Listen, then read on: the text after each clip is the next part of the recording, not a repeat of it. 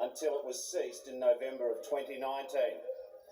It was a system which was designed so the Commonwealth could say it was chasing payments that it was allegedly owed by social security recipients.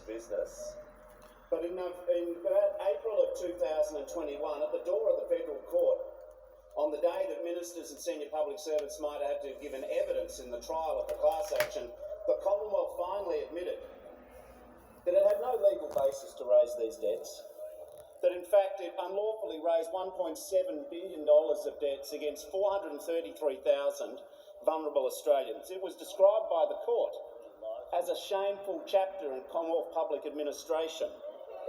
It was described by the court that it should have been obvious to senior public servants and responsible ministers at different points who designed it, who oversaw it, who boasted about it in the media, that it was an illegal scheme.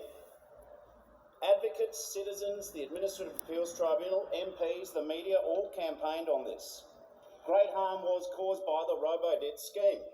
Financial hardship, distress, anxiety, and far worse. Yes, the money's now been repaid, courtesy of the class action.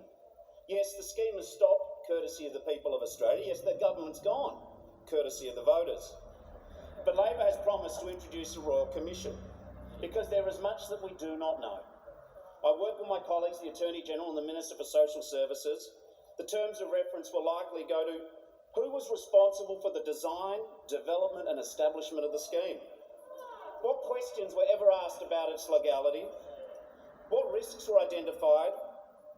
Why were the volume of complaints and the administrative appeal decisions ignored for 4.5 years? What were the full costs of this scheme? This Royal Commission will start most likely in the last quarter of this year. Hopefully it'll be concluded in the first 6 months of next year. We're finalising the personnel, but let us be very clear to the people of Australia.